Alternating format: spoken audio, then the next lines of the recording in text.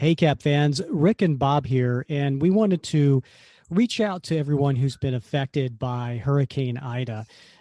This has been for many people out there, a devastating event, and we just want to let you know that we're thinking of you. Our thoughts and prayers are certainly with you, and we hope that you're doing well and you're safe. And we hope that this show maybe brings you a little bit of joy in the meantime. But the other thing too is for those out there who can help, just keep in mind, what would CAP do? And, you know, anything that you could do to help support those who have been affected. There are great organizations out there that are taking donations, whether it's the Red Cross or the Salvation Army, or maybe even look into what's in your local environment and see what you can do there. Just whatever you could do to help, any small amount certainly would go a long way to helping those who have been output by this particular hurricane. Yeah, Rick, I got to tell you, a few years ago, I was in that position, right? In 2017, we got hit down here in Florida very, very hard. And lots of folks stepped up. And that's just what people do in times like this, right? Communities, individuals, we step up and we become heroes. We try to anyway, right? And band together, because that's the only way as a community, as a nation, as a people, that we get through things like this. So definitely, I encourage everybody to step up and be that hero. Absolutely. All right. Thanks, everybody. Be safe. Hi, this is Tom Brevoort, and you are listening to the Captain America Comic Fans Podcast.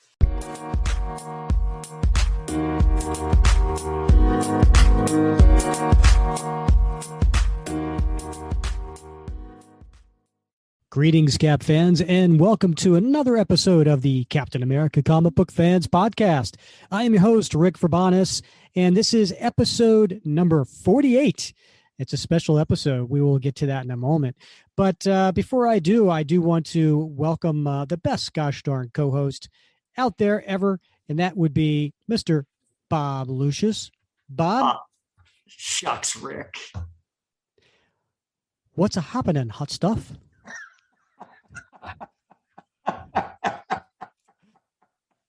You're taking me back to my glorious youth. Oh, yeah. Was that 16 Candles that you were channeling there? Yeah, I think so. Long Duck Dong? Yes. Oh, that was a good movie. Oh, boy. I don't know who's blushing more, me or Bob. Oh, man. Good stuff. Well, yeah, so it is episode 48. We're just rocking and rolling here, man. Every Wednesday, new comic day, new podcast day. And want to also thank everybody, our new patrons of the show who have joined. I think, Bob, people are excited to be getting that new Cap Challenge coin in the mail. Oh, they better be, Rick. That thing is amazing. It's a thing of beauty. Right. And it's heavy too, right? Uh-huh. Yeah. It's 27 grams. I weighed it. Yeah. Like if you're in a situation, and I hope you never get into a situation, but you can pull that out of your pocket and pay them off. And you can either pay them off or become a shield slinger yourself, because it's that hefty. I'm glad you said shield slinger, because we have 3 levels of being a patron on this podcast. The first one is Bucky, because, 99 cents a month. And we appreciate those. But the $4.99 a month, which is what, the price of a comic book, you're the shield slinger, and you get this magnificent coin. I have 2 of them here. Oh, you hear how heavy that is? Yeah, I know. That's pretty sweet, right? It sounds like the Liberty Bell. That's what I imagine the Liberty Bell would sound like. That sounds like freedom. And not only do you get that, but you also get a sneak peek of who our upcoming guests are, and you get to submit a question to our guests. So that's a pretty cool level. And then there's the ultimate level, which is you get all of that, plus you get to be a guest on our show and pick the topic once a year, and that is what we call our Super Soldier. So those are our patrons, and so we want to welcome all those who have joined recently. We appreciate that. Now, the other thing too, Bob, we had a lot of fun that last episode with our guest, Professor J. Richard Stevens. Oh yeah, I did anyway. I couldn't go to sleep that night, Rick. Well, I'm sure you couldn't sleep, Bob, because that is one of your favorite books. It is Captain America: Violence and Masculinity. Don't let the title fool you, folks. This book is amazing. Yeah, and it was a great conversation, talking Cap, with a fellow Cap philosopher. It was great. We had a good time. And coming up on our next episode, Bob, you know what issue came out a couple weeks ago? It's sitting in my my inbox at my local comic shop. Would it be the United States? United States Captain America number 3. Yes, Bob. Yes. I just wanted to build a little suspense for the listeners. No. So number 3 came out a couple weeks ago. We're going to be covering that in our next episode, which will be number 49. So make sure you come back next week. All right. So let's get to this episode because, Bob, we did a top 10 list, top 10 villains not named the Red Skull. Mm-hmm. We did that back on episode 9. And I know I'm tired. You're tired of hearing me saying this. As a marketing guy, I still kick myself in the head. Why did we wait? Why did we not wait for episode 10 to do a top 10 list? I don't know. Yeah. But anyway, go back to episode 9. It's a fun episode. It's one of our most listened to episodes, actually. So it's been a while. I mean, heck, it's been almost 40 episodes since we've done a top 10 list. So we thought because we were late in getting around to doing a second one, we're going to do a top 12 list.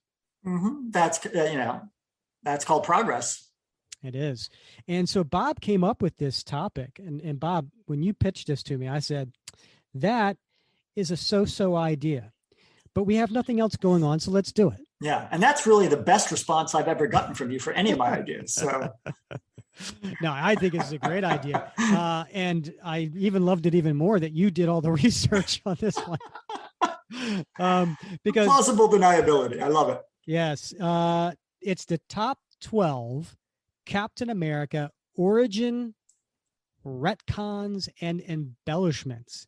So what Bob was thinking was, after we do a lot of reading Cap comics to do research for this podcast, it's a hard job, but someone has to do it. And when we're going through these, we were like, that's slightly different.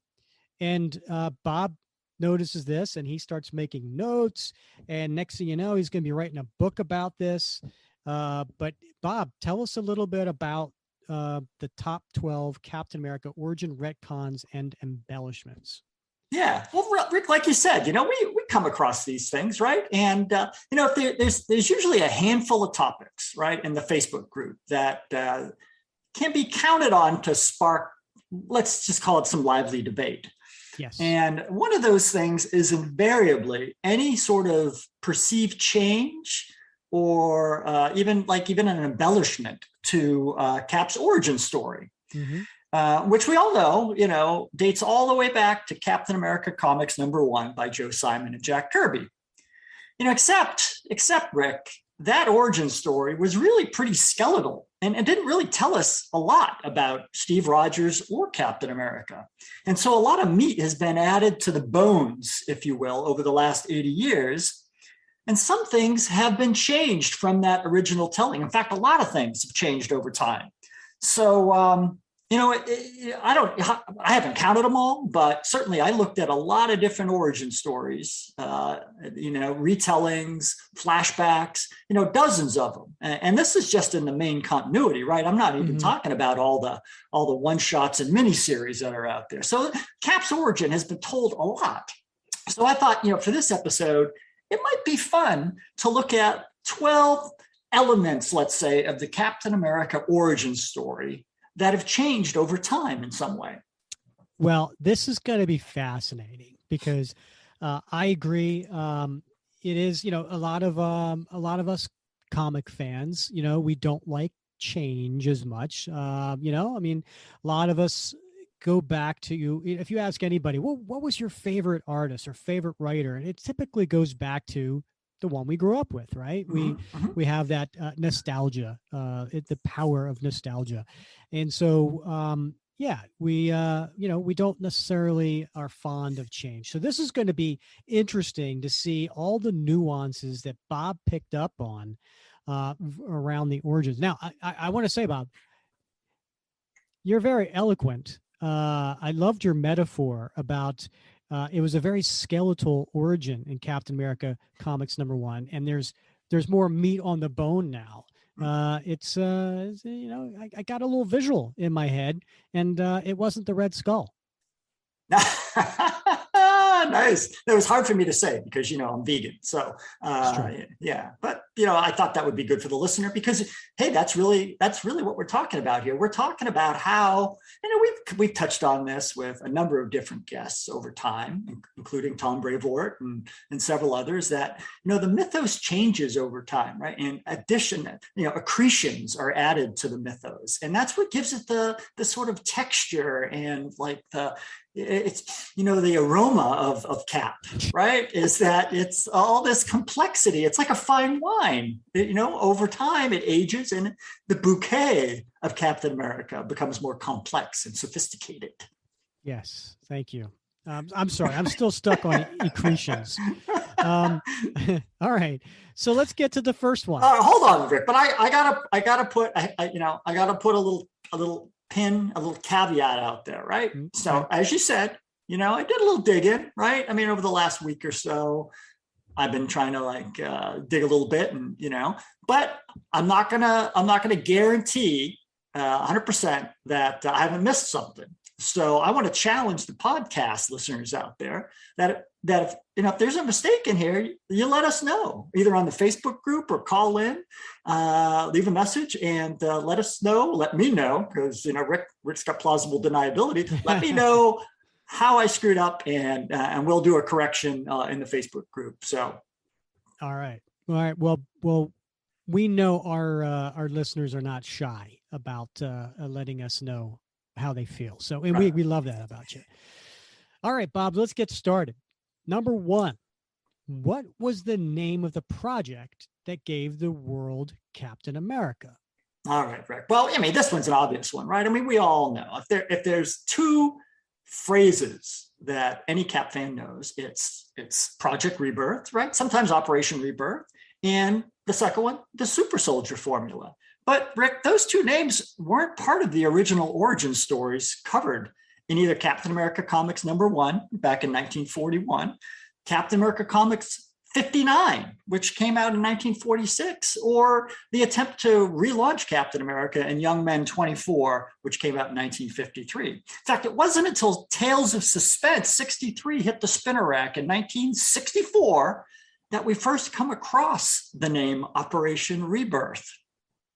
In this retelling, we read that title was first uttered by FDR himself in the Oval Office in the company of two, as yet, Rick, unnamed generals. We'll get to that one in a little bit, right? Foreshadowing. Yep. But later, when those generals and a, quote, high-ranking intelligence agent, unquote, pass through the Curio Shop, they have to utter a secret passphrase. You remember there was that disguised woman there, and she wasn't going to let him pass until they uttered the passphrase. And do you remember what that passphrase was? Rebirth shall occur this night. Interesting. Okay. So, yeah, for those of us that didn't start reading comics in the 40s, most of us probably didn't know that Operation Rebirth didn't come around until 1964. So that's interesting. Yeah. Yeah.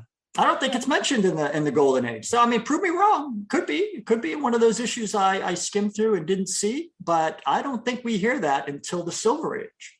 Interesting. And also, what's a curio shop? Interesting, isn't it? You're curious. I see. Yeah, in some instances, it's referred to as an antique shop. But a curio isn't necessarily an antique, right? It's curiosities, right? It's interesting items that you might want in your home. You might want to give as a gift, maybe a white elephant or something. I don't know. That's what a curio shop is. Okay. All right. Yeah. This podcast is not only fun and entertaining, but it's informational, educational. It's Thank like you. Sesame Street, It really but is. about cat. Yeah. Phenomena. All right. Number two. But what about the Super Soldier formula? When was that magic elixir first named? All right. Well, that's another great question, right? Because as I just said, we didn't hear Operation or Project Rebirth until Tales of Suspense in 1964. So what about this Super Soldier formula? I mean, this has been like a core element of the Captain America mythos, right? But again, those words were never uttered in an original Golden Age Captain America origin story, nor in any of the retellings, later, whether it's even up to Young Men 24. In fact, it wasn't even mentioned, Rick, in the Tales of Suspense 63 that came out in the early 60s when we first heard Operation Rebirth. The first time that we read anything even close to Super Soldier formula was when it was uttered by the Nazi agents that were, and this includes, right, the assassin that was going to eventually shoot Dr. Erskine. Heinz Kruger. Heinz Kruger, right? Yeah. They refer to it as Project Super Soldier. So now we're getting something close, right? We got the Super Soldier. And that was in Captain America 109, which came out, 1968. But you know what? It wasn't until, this is going to blow your mind, Rick. It wasn't until Captain America 176. What? Yeah, published in 1974, that we read for the first time the actual words Serum of the Super Soldier. And it wasn't until, again, hold on to your seat, Rick, Captain America 215 in 1977 that we at last see the words Super Soldier Serum in print in that particular order. Okay. You take certain things for granted, right?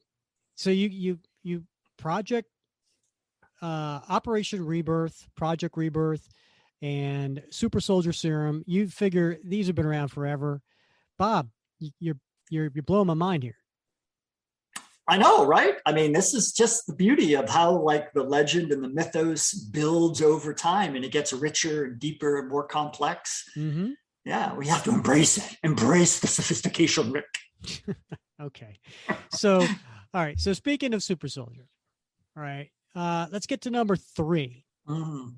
Is Captain America a super soldier, or is he a super agent? Yeah, this is a tricky question, Rick, right? I mean, it sounds nonsensical, right? I'm like, well, of course he's a super soldier, right? We've got the Super Soldier formula.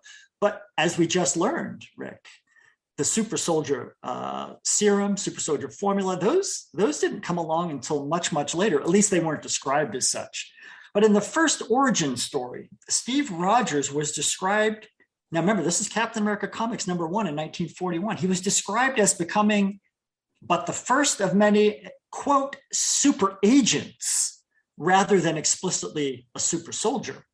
His mission, after all, if you remember at this time, at least as it was described by Simon and Kirby, was to become the first of a corps of super agents who would be, quote, a terror to spies and saboteurs.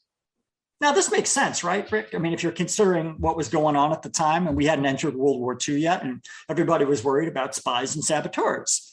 So by the time, 5 years later, when Captain America Comics 59 hits the newsstands, right, Erskine's language changes a bit. And it's because it's reflecting now what has happened. It's right, and the history that's already unfolded. So consequently, Rogers was by then described as the intended first of many with the ability to become not a terror to spies and saboteurs, but a terror to the Axis. Mm-hmm. But again, we see a little bit of a change over time. So when we get to Tales of Suspense 63, the language shifts again. And Erskine now describes Rogers not as a super agent, but as the first of an army of fighting men, such as the world has never seen. Now, there's one exception to sort of how this thing has been sort of evolving, and that's Captain America 176 again, which is, has an origin story that adds a lot to the mythos. Mm-hmm. And it reverts back to the original mission statement from Captain America Comics #1. The latter description, the one about the super soldier and the fighting man who will defend the shores and be a terror to the Axis, that is the one that's been codified. So when you look at, for example, Marvel's saga, the official history of the Marvel Universe, mm-hmm. that's what's described. Aha. So he's a super soldier now, but he wasn't always a super soldier. That's interesting. So basically in 1941, so merely 5 years later, there's a little bit of not a retcon, but a change. Yeah. Right. A little emphasis, right? I mean, they kind of made a little bit of a change there. Yeah. So. And it makes sense, right? Yeah. I mean, it's interesting to me because, we always think of, okay, Stan Lee, Jack Kirby, they did a retcon to bring Cap into the 60s, as a man at a time. So they kind of retconned him, right? And then Steve Englehart comes and he does some retconning with who was the Captain America of the 1950s, and then he retcons the Sam Wilson's origin story, right? So we're getting these changes, and we always kind of think of, oh yeah, these happened much later, but no, 1941 and 1946, there's already these slight changes that are going on. Right. That is pretty cool. Yeah, well, right from the get-go, right? I mean, because they got to appeal to who the audience is at the time, and the audience at the time wasn't interested in what was going on before the war. They were the war was what was still sort of familiar to them, so it made sense. So we could be calling him today Captain America Super Agent. Sure, and he kind of was for a while. Right. And some of for they call it Steve Rogers Super Soldier, but in fact, he was more of a secret agent in that miniseries. Right. Yeah. Because he was going after those spies and saboteurs. Yeah. A lot of those stories involved that. Yeah. All right. So let's get back to the Super Soldier formula. Okay. Mm-hmm. So you mentioned that. But I have to ask, who created it, right? Because we see, you mentioned Erskine, right? Mm-hmm. But we also sometimes seen it as Reinstein, right? Yeah. And so, who is it? Yeah. Who created the Super Soldier formula, Rick? Is that what you're asking? Was it Reinstein or Erskine? That's the question, Bob. Yes. That is the question. But as we know now, the answer is both, right? So, thanks to Captain America 255, which is, I think we can all agree, is probably like the seminal Captain America origin story that most of us turn to. I would say so, especially those of us of a certain age. Right. Just in terms of the level of detail. Yeah, right? Yeah, because you got Roger Stern and John Byrne. That era was well beloved. This is what, 1980, maybe 81, something like that, right? Mm-hmm. Yeah. So yeah, I agree. Yeah, it's a seminal origin story. Yeah. Well, that book, that origin story was so critical for trying to resolve this issue because it wasn't always clear. In fact, it wasn't clear at all up until Captain America 255 came out, because we see Reinstein and Erskine almost used interchangeably across the previous decades. So, remember back in Captain America Comics #1, and even in Captain America Comics 59 and Young Men 24, the doctor who administers the Super Soldier Serum at the time was referred to as Dr. Reinstein. But in the first Silver Age telling of the Cap origin story in Tales of Suspense 63, he's called by a different name. He's called Erskine, only to go back to Reinstein by the time we get to Captain America Comics 109 and 176 for that matter, before returning again to Erskine in Captain America, 215, right? So I'm confused. Well, Rick, I think you're right to be confused. I think a lot of people were confused, including Jack Kirby. Remember, he was one of the two guys that came up with Captain America Comics, right? What was it, 23 years before that? And I think legend has it that he said that he simply forgot the name. Now, what was curious is that this seemed like a pretty big deal to try to relaunch the Captain America character, right? In the 1960s. You think Stan Lee, who was writing on that book, might have done a little editorial research and gone back and figured out what actually happened in Captain America Comics #1. But whether he did or not, it's been lost to time. What we do know, however, is that with the publication of Giant-Sized Invaders #1, we get the lowdown on the discrepancies. And in that issue, we learn that Reinstein is in fact a code name meant to protect the identity of Dr. Erskine, who the world thinks has died in a car crash. So Erskine, of course, is a world famous biochemist, and he's the one that later we learned was smuggled out of Germany, and he's responsible for the Super Soldier Serum. Now, what's interesting, and we covered this when we talked about Truth, Red, White, and Black, right? Do you remember that? Do you remember the guy that was in charge of the Super Soldier program for the Black soldiers? You remember his name? Reinstein. Exactly. So apparently this code name Reinstein was given to whoever was in charge, perhaps, of the Super Soldier program. And he took it when Erskine died. So we got that sorted out. So thanks to Giant-Size Invaders #1 and in Captain America 255, we now have a definitive answer for all that confusion. It wasn't forgetfulness. It was spycraft. So Giant-Size Invaders #1 that came out in 75. It did. And the writer was Roy Thomas. Mm-hmm. So we have him to thank for explaining that to us. Yeah, and he was a big fan of Golden Age, right? Famously so. Mm-hmm. So that guy, he knew the discrepancy and found a way to fix it. All right. So we're on the subject of the Super Soldier Serum as well. So what exactly is the Super Soldier Serum? This is number 5 on our top 12 list. All right. Well, this is to me, this is fascinating, right? Because if you ask 5 different people, you're probably going to get 3 different answers, right? So, in the original origin story, we see Dr. Erskine, now, of course, at this time, known as Dr. Reinstein, injects Steve with a hypodermic needle, right? That's how he administers the serum. And we see that again 5 years later in Captain America Comics 59. But by the time we get to Young Men 24, and of course, we know that this has been retconned, right, by Englehart. But in any case, in Young Men 24, it's become not one, but a series of hypodermic injections that are required to administer the serum. Yet by the time we get to Tales of Suspense 63, the serum is no longer an injectable. It's an oral solution, right? It's an oral formula. Now, why would this be? Many people have suggested that shift was precipitated by the Comics Code Authority, right? That didn't want to show injectable drugs in comics at that time, and that may be true.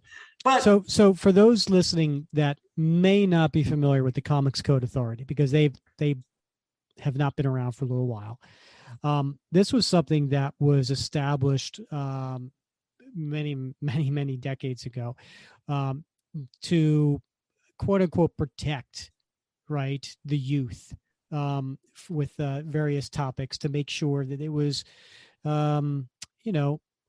all ages friendly, for kids, basically, right? And so the Comics Code Authority, if you had any kind of severe violence, anything that was suggestive sexually, you had drug use, alcohol use, things like that, it was like that was a no-no. And you wouldn't get this little code that was printed on the cover of the book, approved by the Comics Code Authority. So so that's basically what Bob's talking about here, right? Mm-hmm. So the injectable serum, which could be seen as kind of a hypodermic for recreational drugs, that's a no-no. So that's that's one of the possible reasons that they switched from injection back in the early 60s to an oral. Yeah, I mean, it sounds plausible, right? I mean, it makes sense. Yeah. But by the time we get to Captain America 109, 4 years later, they're trying to find, they realize that, whoa, there's something askew here, right? They got to bridge this and find a way to like plug this hole in the storyline. And so the way they do that is we learn in 109 that Steve Rogers had been previously injected with Erskine's secret serum prior to being given the oral version. All right, so what do we got here? Already we got in the early comics, there's the injectable, the Super Soldier Serum, Tales of Suspense. We've got the oral version. 109, we've got the injectable and the oral together. But what else do we get in 109? Rick? What other sort of embellishment to this Super Soldier formula do we hear about for the first time? I know. Lay it on me, Rick. It's the Vita Rays. Yeah, it's the Vita Rays, right? So that's the first time that we ever hear about Vita Rays. It hadn't been discussed in any of the previous origin retellings. So we've got three components. And so in Captain America 176, we actually see Steve receive the injection before the Vita Rays, but we don't see him actually taking the oral serum. And in 215, we see Steve taking the oral serum without the injection or the Vita Rays. So it's still a little bit confusing. But once again, who comes to the rescue? Roger Stern, because in Captain America 255, for the first time, we actually see all three components, the injection, the oral serum, and the Vita Rays described. Wow. Yeah. Right? That's some research there, man. I got to tell you, that's impressive. So, it's funny. Do you think back in 1977, when Captain America 215 came out, do you think there were a couple of comic book nerds sitting around the local drugstore where they got their comics, and in 1977 were like, no, that ain't right, man. That ain't right. Yeah, no, where's the injection? Yeah. This right? is wrong. Yeah, because and where's the Vita Rays? So you think you were debating this back then? Oh, they were. Rick. All right. Yeah. All right. So let's get to number 6. We're halfway through, almost. So Bob, let's get back to Operation Rebirth.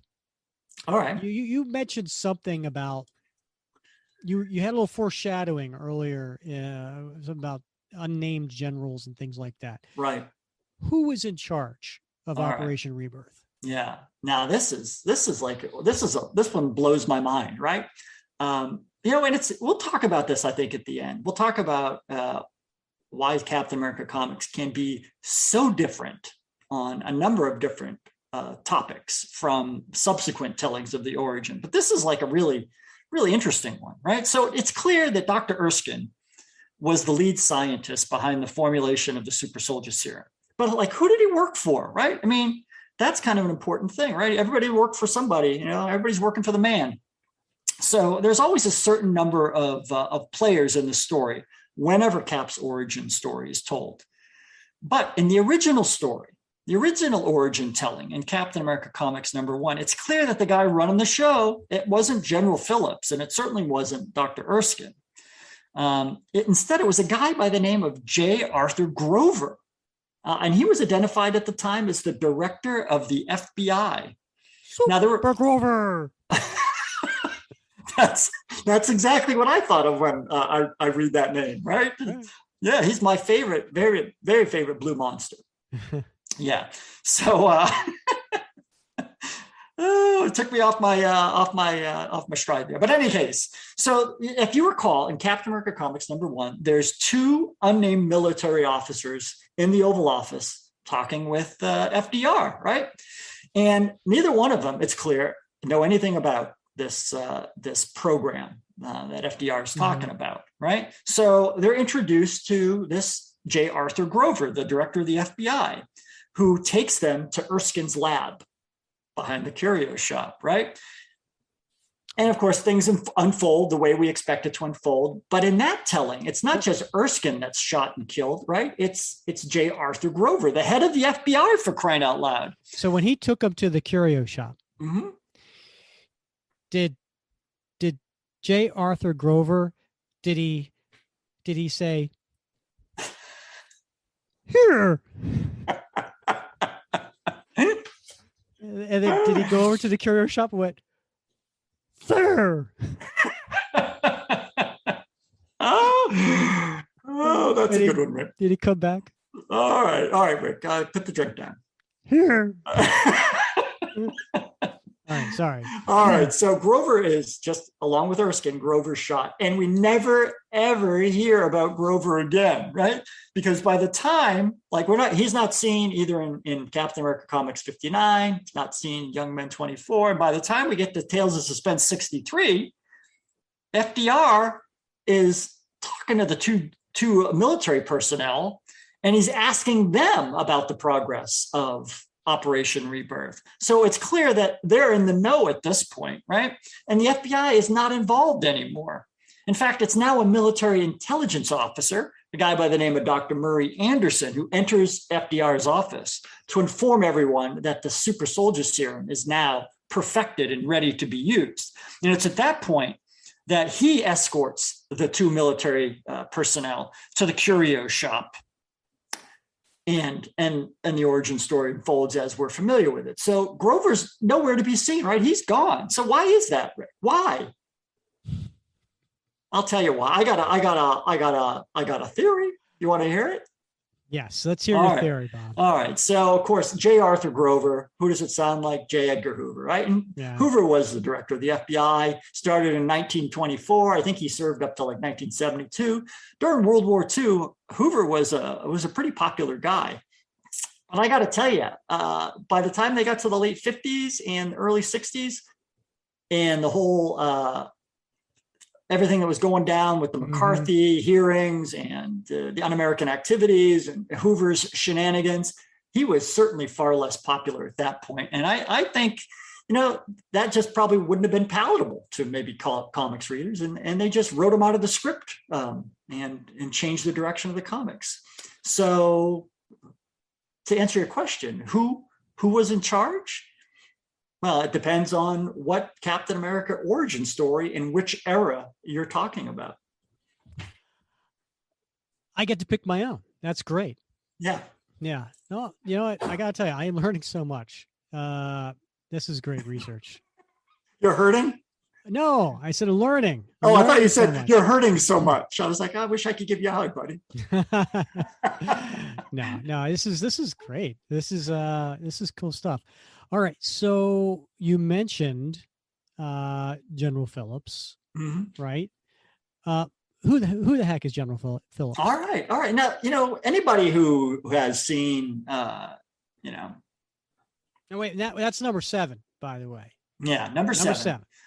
All right. It's, General Phillips, right? General Chester Phillips is sort of so ubiquitous in what we know about Captain America today that we take it for granted that he's always been around. And in fact, we see military officers present going all the way back to 1941. And so you would think that, of all the characters, Steve Rogers, Dr. Erskine, and General Phillips, those three are like the 3 core characters. But in fact, we don't even learn Phillips's name until Giant Size Invaders came out in 1975. That's the first time that we learn that this general, apparently, his last name is Phillips. Prior to that, in all the previous retellings, he'd been unnamed. And in fact, in Captain America Comics 109, they demoted the poor guy to colonel. So we know he's Phillips, right? 1977, finally, somebody has named this guy. But we don't even learn his first name until 1998 with Captain America Sentinel of Liberty #2. Wow, 57 years later, right? We learned that it's Chester Phillips. Yeah, right? And that's it. We're done, right? It's Chester Phillips. Well, you would think that, and that's of course what the official Marvel Index, right? Comics Index, Marvel History they all refer to him as General Chester Phillips. But one little outlier, and that was Captain America Annual 2000. Do you remember that one, Rick? You remember? That's a great cover, right? Yes. Is that the Protocide? Oh, yes. Right? That Dan Jurgens? Yeah, it's that great cover. Like, who will be worthy? And he's got the heater shield, right? Right. And then it's got like the shared cover between Steve Rogers and Captain America and Clinton McIntyre, who became Protocide. It's a great cover. It's a pretty good story, too. In fact, there's a couple of good stories in that annual. So but Chester Phillips is in there? Well, General Phillips is, but for some reason, they call him Richard Phillips in that particular annual. What? So it's an outlier, and it certainly is. It's not considered canonical, right? Because everybody else and all the other authoritative sources call him Chester, which is a much nicer name. I like Chester. It sounds friendlier. You do realize my real name is Richard, right?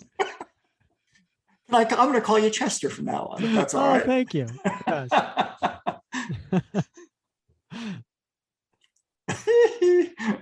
Okay, Bob. All right, number 8. Let's go back to that the cheese shop. And, what do you call it? The cheese shop? Yeah. All right. Yeah. Monty Python, right? Yeah, all right. Right. The Curio Shop. The Curio Shop. The Curio Shop. So who were the other characters who we see pass through the shop that are witnesses to Steve Rogers' transformation? Yeah. Oh, I love that. That's a great question, right? Because that Curio Shop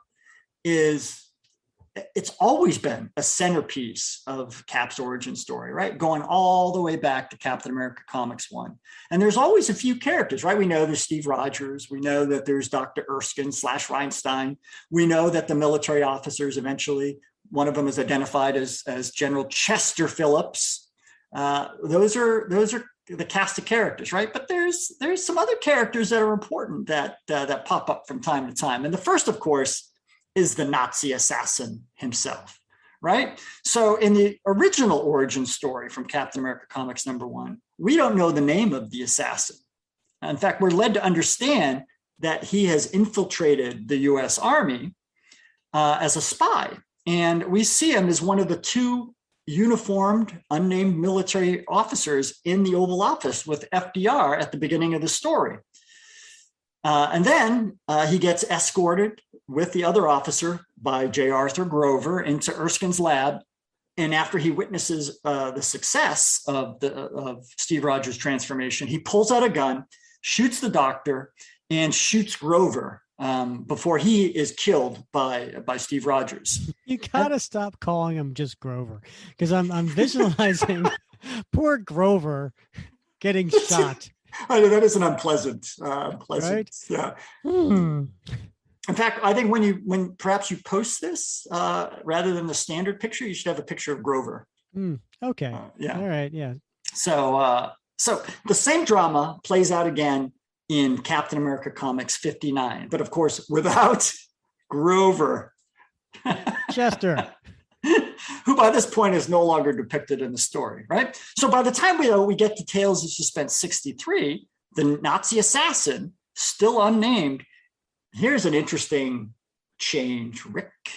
Mm-hmm. He's not one of the 2 officers that was in FDR's office that gets escorted. He's already in Erskine's lab, right? And there's 2 other folks that are escorted in. One of them, of course, ends up being General Phillips. But there's the second individual who remains unnamed for the time being. And of course, we learn much, much later. In fact, we learn in way much later, 1980, with Captain America 255, that the second official that is accompanying General Phillips is Undersecretary of the Army Sims. So that's a complete difference, right, from the earlier tellings. But anyway, back to Kruger. So once we get to Captain America 109, the details of Kruger start to get filled in a little bit, right? We get the backstory of this Nazi assassin. We learn his name. It's Heinz Kruger. We learn that he's been smuggled ashore in a submarine and provided with forged credentials that allows him to access Erskine's lab in advance. But again, it's Stern's glorious Captain America 255 that continues to fill in some of the gaps. And in that retelling, we learn that Heinz Kruger is in fact, he's assumed the forged identity of a Ministry of Foreign Affairs special agent by the name of Clemson. And it's that credential that gives him access to the Operation Rebirth demonstration.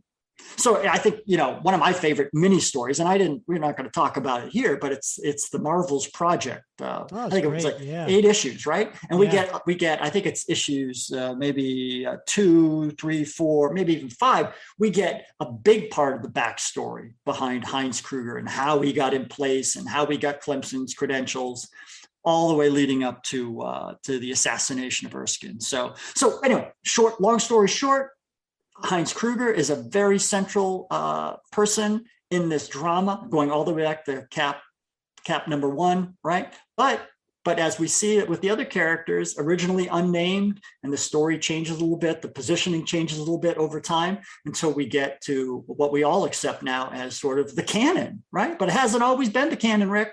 That's true. It's true. Wow. All right. I'm gonna need like a map. Like all the stuff that I'm learning here. I mean, I kind of need like a visual of, some diagram of some sort. A little mind map. Yeah. Yeah. Yeah. This like a conspiracy theorist, got it up on your garage wall. Yeah. And by the way, for the listeners out there who've not read the Marvel's Project, you really should check that out. It came out 2008. And if you love the volume 5 of Captain America by Ed Brubaker and Steve Epting, well, guess what? Ed Brubaker and Steve Epting did the Marvel's Project. So you can't beat it. You should really check that out. All right. Number 9, getting back to the cheese shop, who is X-13 or is it Agent R? Oh, Rick, here's another one of those, at least for me anyway, one of those enduring mysteries. I know for a lot of folks, they have decided, on this one, right? And if you go to Marvel fandom, even they are somewhat assured of who the identity of this mysterious agent is from the Curio Shop. But I don't know, there's still a couple holes that need to be filled, to my satisfaction anyway. So who are we talking about here, right? We're talking about back in Captain America Comics number 1, we see that old lady, right, in the Curio Shop. But she wasn't an old lady, Bob. She took off that mask and she was a young hottie. Come on, Rick. You're supposed to say spoiler alert for those who haven't read any of these yet, right? So, Now, there seems to be quite a bit of consensus that this agent from the Curio Shop was Betty, or sometimes called Betsy Ross, right? Mm-hmm. Who is a special agent, a special employee, I should say, of the FBI. And she showed up in a lot of Captain Bucky's earliest adventures, right? Even in Captain America Comics number 1, she was in a couple of adventures and subsequent issues in the Simon and Kirby run. And she later went on to become Golden Girl, and she married Jeff Mace, the Patriot, who became the 3rd Captain America. And, great character, right? And I think she was in, one of the more recent Ant-Man stories, right? She was living in a retirement home, running a retirement home down in Florida. That's a great story too. I can't remember off the top of my head, but it's a great story. But in any case, whether or not Betty was the old lady, this agent in the Curio Shop, was never actually explicitly acknowledged anywhere in the Golden Age comics. Although I have to say, in the first adventure, when Cap and Bucky run into her, she's described as a beautiful but familiar girl. So maybe that's meant to signal that, in fact, Betty Ross was this secret agent from the Curio Shop. Now, I think a lot of the confusion rests on this inconsistent use of Agent X-13 and Agent R to describe that lady in the Curio Shop, right? So in Captain America Comics number 1, she's referred to as Agent X-13. But again, by Tales of Suspense 63, Kirby and Lee's memory are playing tricks again, and the Curio Shop guard is called Agent R. What? So yeah, right. So she remains unnamed when we see her again in Captain America 109 and in Captain America 176. But by the time we get to giant-sized invaders, she's called Agent R, as she is in Captain America 255. Now, oddly enough, in nearly every retelling of the origin story, including the original, this agent is always depicted as a raven-haired beauty under the disguise, right? So this jet black hair, it's always colored that way consistently. But in Giant-Sized Invaders #1, when she pulls off the mask and the wig, she is a beautiful blonde, just like Betty Ross. So perhaps Roy Thomas, who, as you pointed out, was a big fan of the Golden Age and knew his stuff. He did his research. Maybe he was trying to make this explicit connection more obvious than it had ever been. Still, Rick, you know, I want to connect the dots, right? And I'm not completely satisfied, because what storyline throws a curveball for everybody, right? It's Captain America 218 that came out. When did it come out? Like 1978, something like that, right? Do you remember Vita from the Corporation? Vita, right? She's only in a couple issues, but she shows up and she shows Steve a photo of her long dead mother. And Steve immediately recognizes her as being the woman he saw referred to as Agent R. Now, Veda ends up getting killed, I think, by Moonstone, right, in the next issue. And we never, hear about her again. But Fury gives that photo to Dum Dum Dugan and says, hey, look into this. And we never hear anything about it again. So I don't know, right? Never solved. The puzzle was never, ever solved. All right. Future Captain America writer. Here is a little breadcrumb for you to follow up on. I can't believe this has been a loose end all these years. Somebody's right? got to tie this 40 one up. years. Yeah. Okay. That's interesting. All right. Maybe it was one of those implanted memories, I don't know. I don't remember, but yeah, somebody's got to pinch that one off. Okay. All right. Dugan, get to work. If you're listening, Dum Dums, get to work, man. Yeah. He's too busy smoking a stogie. Number 10. So Steve Rogers, Operation Rebirth. Who picked Steve Rogers? Yeah, who indeed, right?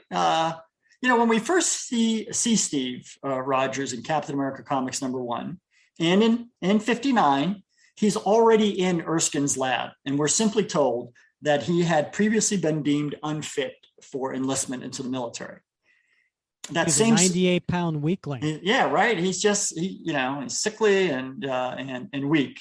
And that same scenario is presented again in Tales of Suspense 63. We don't see Steve until he's walking into Erskine's lab on the big day. Finally, Captain America Comics 109, we get to see Steve at the recruiting office getting medically screened. And then we see him declared unfit for service. And that's when we see him get pulled aside by a military officer, this unnamed colonel at the time, who looks a lot like General Phillips. And later, as we find out, most likely was General Phillips. Or Colonel Phillips, right? Right. But yeah, that's a good point. But he'd been referred to as a general in previous, right, in Tales of Suspense 63. So I don't know what's going on. But in any case, he asks Steve if he'd be willing to be a human guinea pig in a deadly experiment. And remember, this is in Captain America 109. That's quite an offer. But interestingly, in that telling, Rick, it seems like Steve is almost immediately brought into the room, introduced to Dr. Erskine, and then taken away to the hidden laboratory behind the Curio Shop, where he undergoes his now famous transformation. All, it seems, within a matter of hours. And the same. We don't need time for backstory and filling it up, right? Yeah, right. Want to get right to the main action. Exactly, right? So the same scenario plays out again in Captain America 176. The whole process appears to take place within a single day. Again, right? Who comes to the rescue and sort of fleshes this out for us? Roger Stern. Right. Captain America 255, right? In his retelling, we see that it is indeed General Phillips, now explicitly named so, pulling Steve aside after his rejection from the Army doctors to ask him if he'd be interested in serving, right, to volunteering to serve his country. And then this is when we read that Steve is soon put on a plane and flown from New York, where the induction office is, down to Washington, D.C. to meet Dr. Erskine in his lab. Now, here's the thing, right? Because none of the other previous stories had sort of made this connection that FDR's Oval Office, of course, is in Washington, D.C., and the military officials get escorted over to Erskine's lab. But Steve's in New York City, right? That's where he grew up. So nobody made this connection before until Stern did, that they actually had to get him from the recruiting office in New York City down to Washington, D.C. So he does a good job filling in the blanks. So it's also in Stern's telling that we find out that there's a gap, right? There's, in fact, several weeks between when Steve was brought to Erskine's lab and when he undergoes the Super Soldier procedure. And during those weeks, they're running different tests on him, and Erskine's working on perfecting the serum, the final version of it. And then the story picks up again with the generals in FDR's office and Dr. Anderson coming in to announce that today is the day. And then we see the origin story unfold just as we expect it would. Wow. Okay. Yeah. Those are some serious differences there. Yeah. Well, they're not so much differences, right, Rick? They're just sort of adding more detail all over time and making the story more complex. Yeah. Well, it's interesting. And you know what?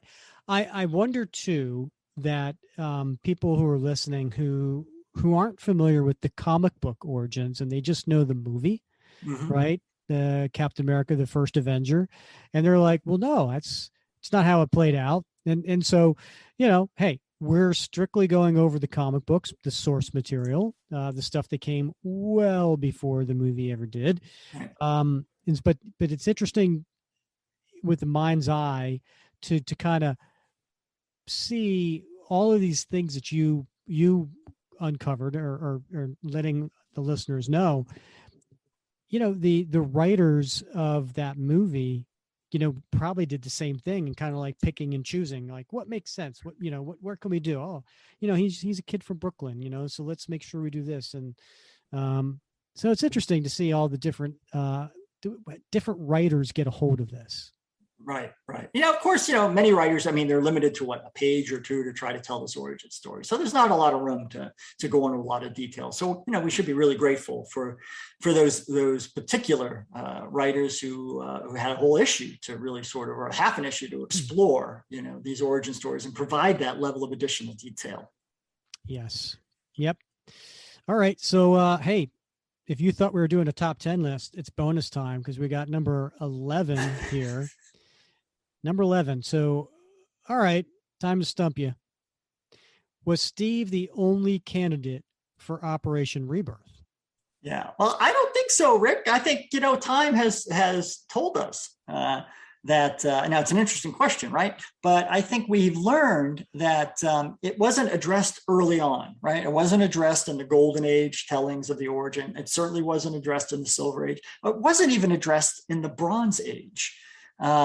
Whether or not there were other candidates in the running for the Super Soldier formula. We assumed that probably there was, right? They couldn't have put all their eggs in one basket with Steve Rogers. But I think if I'm not mistaken, the first time, and this is kind of a wacky story that maybe a lot of folks aren't familiar with, but the first time that we hear about other candidates that might have been considered for Operation Rebirth before Steve Rogers. Now we know plenty after, they tried to come up with a formula and tried to reproduce it and use it on other folks. But before Steve Rogers was in volume 2 of Marvel's Superheroes, issue number 3. And that was published in 1990. Have you read that, Rick? Probably it's been a long time. It's been a while. Yeah. So in that story, we read that Dominic Fortune was initially recruited by General Phillips. But eventually he gets rejected by FDR. And of course, it tells this whole story where this, man, soldier of fortune, Dominic, a spy hunter, well-known, kind of a celebrity, crime fighter. A lot of folks, wanted him to be the first super soldier. Other folks were complaining about the fact that he was Jewish, and he had he had a gambling habit. He liked to drink. He had some unsavory relationships. And so when this came to light, FDR pulled the plug on Dominic Fortune. And it's shortly after that we see General Phillips showing up at the medical screening at the recruiting office and seeing Steve Rogers and thinking to himself, I'm going to let my instinct guide me. And he picks Steve Rogers out of the line. And that's how we get Steve Rogers. It's a great story with a lot of sort of background information of what happened before Steve Rogers got picked. But that's the first retelling of the origin in which they suggest that perhaps somebody else might have been in line before Steve Rogers. And of course, we know, as I mentioned earlier, the Clinton McIntyre issue, right? That was, of course, in Captain America Annual 2000, but also it begun to be addressed in that same year in Captain America 28, Volume 3. So this protocide story. Now, a little bit of a caveat, right? Because Clinton McIntyre, who was not a good dude, did not actually get the Super Soldier Serum from Dr. Erskine. Right, I think it was Maxwell Saunders, another general who wanted to try out the formula and have his own super soldier at his beck and call. And so he grabbed an imperfected version and tried it on McIntyre. And McIntyre, of course, didn't tolerate the serum very well and gets put into a deep sleep and eventually awoken by AIM. And that's how we get protocide. Mm-hmm. So great story, very interesting story, definitely worth checking out. But I think the most interesting sort of exploration of this idea that there might have been other candidates was in the Adventures of Captain America. Do you remember that miniseries, Rick? Oh, yeah, I love that. That's one of my all-time favorite artists. Kevin Maguire was the penciler. Then we had Joe Rubinstein. It was written by Fabian Nicea. Yep, that's right. Yeah. That's right. So if you remember in issue 1 of that, I think it was four issues of that miniseries. Issue 1, it talks about how there are 4 candidates in the running, right? And they're all sort of recruited and brought to a training facility and they're screened. And for a variety of different reasons and mishaps, 3 of them get washed out. And Steve Rogers is the last one standing. Mm-hmm. So that's a great miniseries for another reason. One of the candidates for Agent R for X-13 has always been this Lieutenant Cynthia Glass. I think she's definitely a dark horse. I think it's definitely probably Betty Ross, but Cynthia Glass is an interesting character. Been described by Steve Rogers as the first love he ever lost. And his relationship with this Cynthia Glass, who turns out to be, spoiler alert, a Nazi agent, is explored in that first issue of The Adventures of Captain America. And then we learn a lot more about her later on in Steve Rogers' Super Soldier miniseries as well. So if you haven't read that, check that out because it gives some great backstory. All right, so interesting stuff. Adventures of Captain America. That 4-issue miniseries that came out in 1991. I think it's when it started.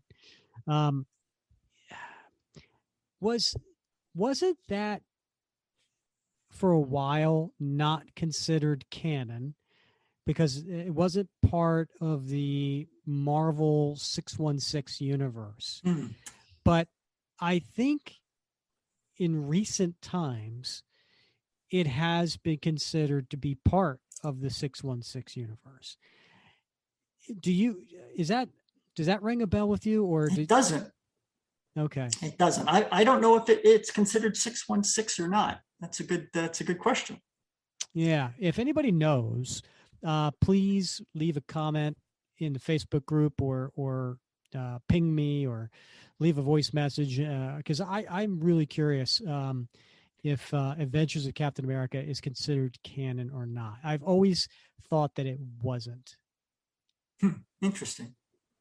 Well, Rick, I do want to close. There's one more I think that needs to be addressed, right? So I did mention the Steve Rogers Super Soldier miniseries. I think it's like 4 issues, right? Hang on, 2010, I think. Mm-hmm. And so the first issue of that book, it talks about a guy by the name of Tyler Paxton.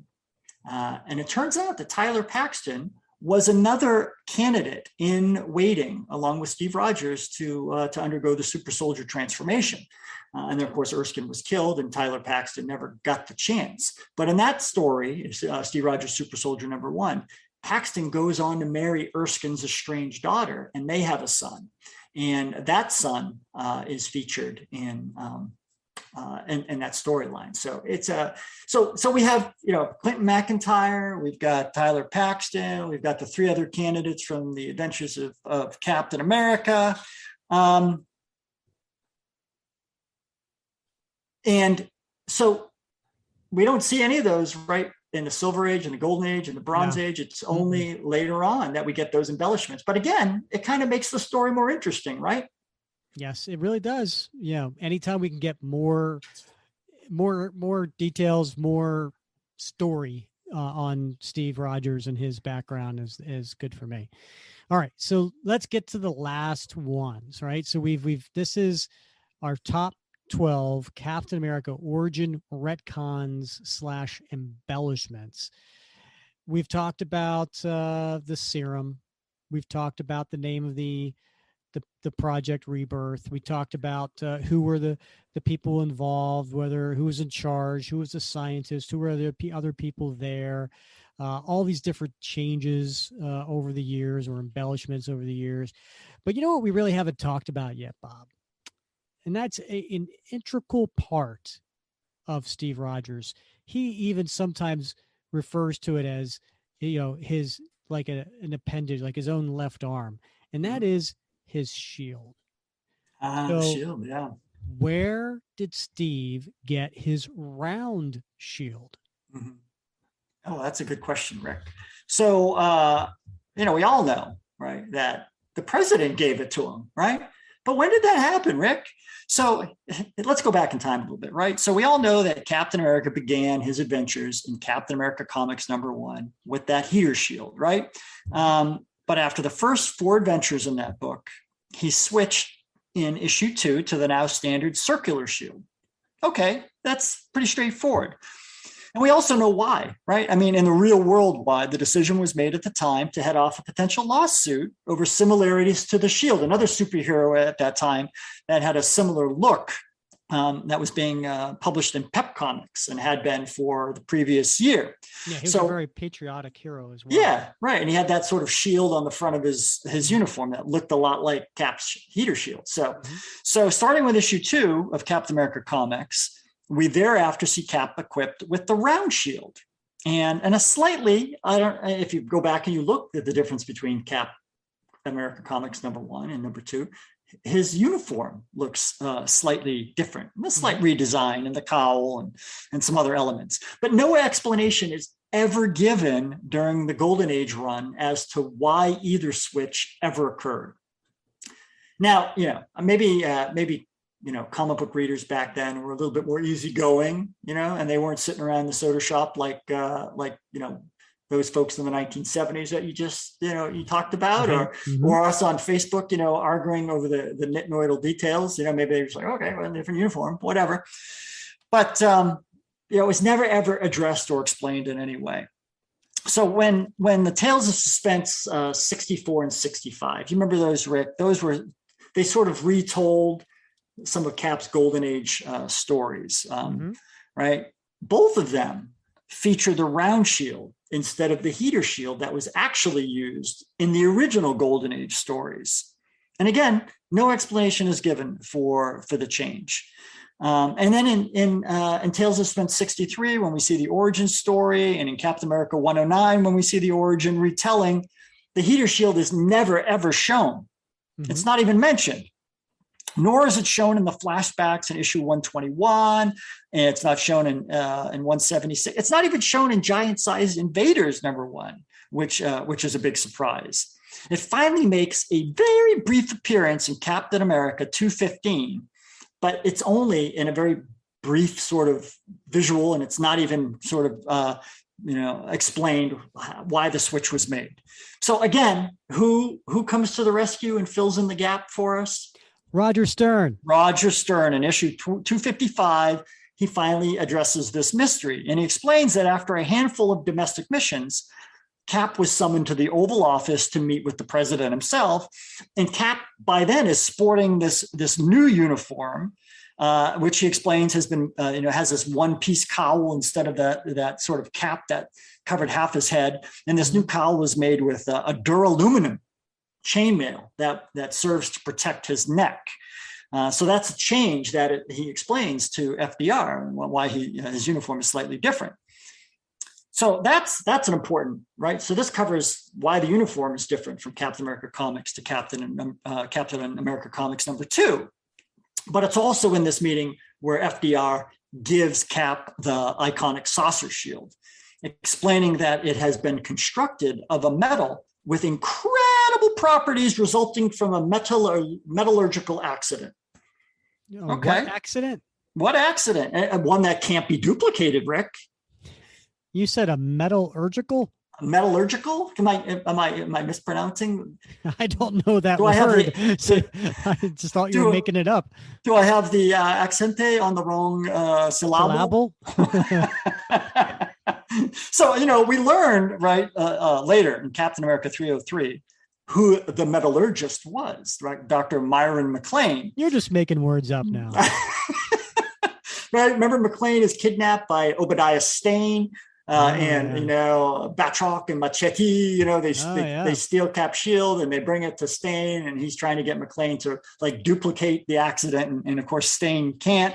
So that's when we get an explanation, right? FDR gave Cap the round shield in the Oval Office after his first 2 or 3 missions. So that's something that's never addressed in any of the previous origin retelling. So again, I think it's just really fascinating that it's something we just take for granted now, right? But that's an embellishment, an accretion, as I said earlier, to the mythos. But it's one that makes the story much more interesting.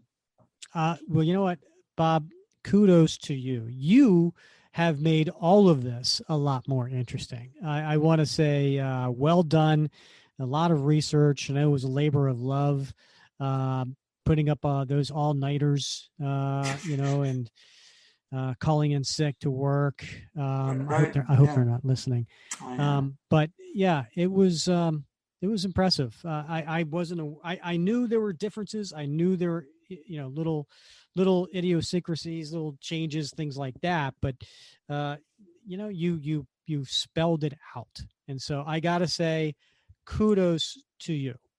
Well, thanks, Rick. I appreciate that. It was definitely a lot of fun going back and reading some of the earlier retellings, particularly some of the Golden Age ones. Right? I don't normally read like Captain America Comics 59 or Young Men 24, but it's nice to go back every now and again and refresh yourself with some of those older ones, or some of those flashback retellings that weren't as complete as Stern's 255. But again, we owe, I think, as Cap fans, a big debt of gratitude to Roger Stern for building on the edifice of Captain America and giving us a much more complex and sophisticated origin story that now is, according to the Marvel, indexes and Marvel Saga and, the sort of the other handbooks of the Marvel universe, is considered canonical. Yes. Yep. Fantastic. We'll have to cover all of these issues that you covered, at some point in the podcast, upcoming episodes. We'll have to get to the Captain America 255, the 176, the 109, the Giant Size Invaders #1. I know we've had some requests for some Golden Age Captain America too. So, all right. So keep a listen, keep an ear out. Keep an eye out when we post the calendar, the podcast calendar. We will get to, I promise you, this fall, we will get to Captain America Comics #1, and we will get to an Invader story too. Ooh, nice. Right? Nice. All right. Anything else, Bob? Any other tidbits? Any other last words? No, I don't think so, Rick. I think it's time to grab a beer. All right. Well, that sounds good to me. All right. Well, he's Bob Lucius. I'm Rick Verbanis, and you've been listening to another episode of the Captain America Comic Book Fans Podcast.